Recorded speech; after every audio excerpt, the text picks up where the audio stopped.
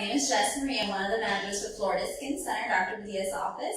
And today we're going to talk with one of the PAs in the Fort Myers office. She's going to talk to us about the myths of melasma. So why don't you tell us a little bit about yourself?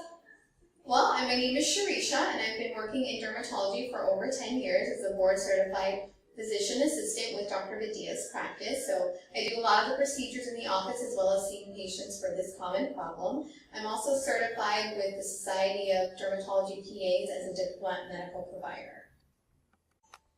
So Sharisha, I know that a lot of women struggle with melasma. Can you tell us a little bit about melasma and what causes it? Sure. So melasma is a very common skin condition, and it's also called the mask of pregnancy. So we're not really sure exactly what causes melasma, but we knew it has something to do with the hormones estrogen and progesterone, and it's more common in females after pregnancy, sometimes older women after menopause if they're on hormone replacement therapy, and also if they're on oral birth control. And it can also be affected by your sun exposure.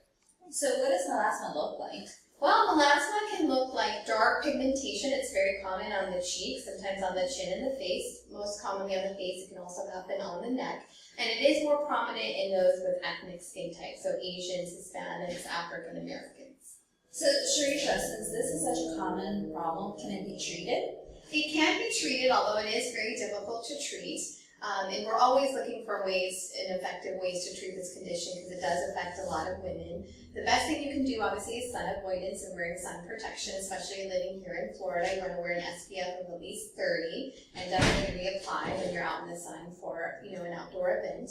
And there's also good treatment options that you can do, which you combine in-office procedures as well as at-home products that you can use that can help to clear melasma. So what about those bleaching agents that are over the counter? Do those work? Yes and no. The main ingredient that's in the over-the-counter bleaching creams is hydroquinone, which there's some recent studies that have come out that long-term use of hydroquinone could have systemic effects. Some even studies show that it could lead to cancer. So you want to be careful with using over-the-counter bleaching creams. What we found that works best in our office is using a combination of products that are hydroquinone-free and combining those with chemical peels to help to minimize the discoloration that melasma can cause.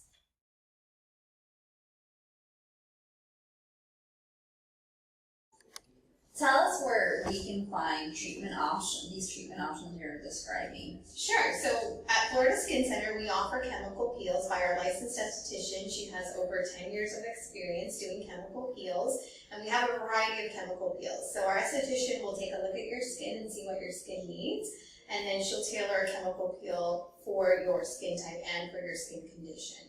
And the great thing is that we have chemical peels that are good for all skin types. So even those of us with ethnic skin can feel comfortable coming in and having a chemical peel without worrying about any scar.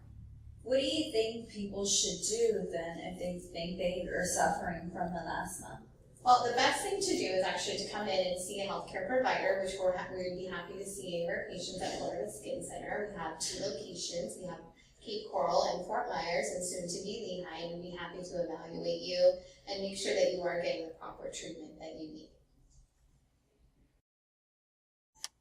So for more information about melasma, please visit our website at floridaskincenter.com or call us for an appointment at 239-561-3376. Thank you.